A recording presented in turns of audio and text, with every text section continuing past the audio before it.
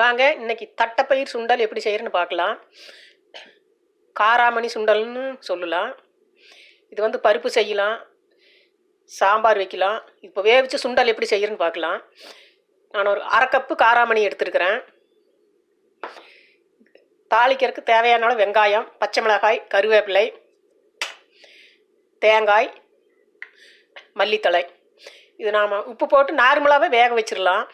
ஒரு 15லேருந்து 20 நிமிஷத்தில் வெந்துடும். நீங்கள் குக்கரில் வைக்கிறதுல இருந்தால் 2 விசில் இல்லையா ஒரு 3 விடலாம். அதுக்கு மேலே விட்டிங்கன்னா குழஞ்சி போயிடும். நீங்கள் நார்மலாகவே ஒரு 15 நிமிஷம் இருந்தால் போது வெந்துடும்.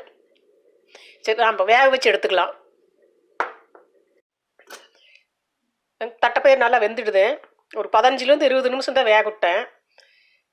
நல்லா வெந்துடுச்சு. இதை தாளிச்சிடலாம். எண்ணெய் ஊற்றிருக்கிறேன். கடுகு போட்டுக்கலாம். கடுகு வெடிச்சிடுது. வெங்காயம்,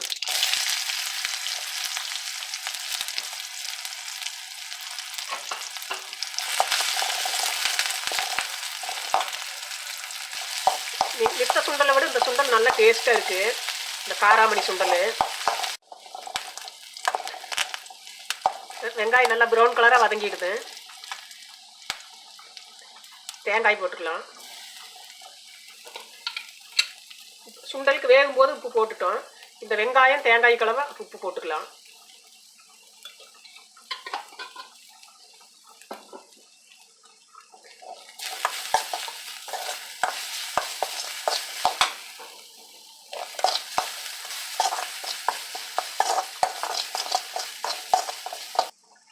சுண்டலை போட்டுக்கலாம்.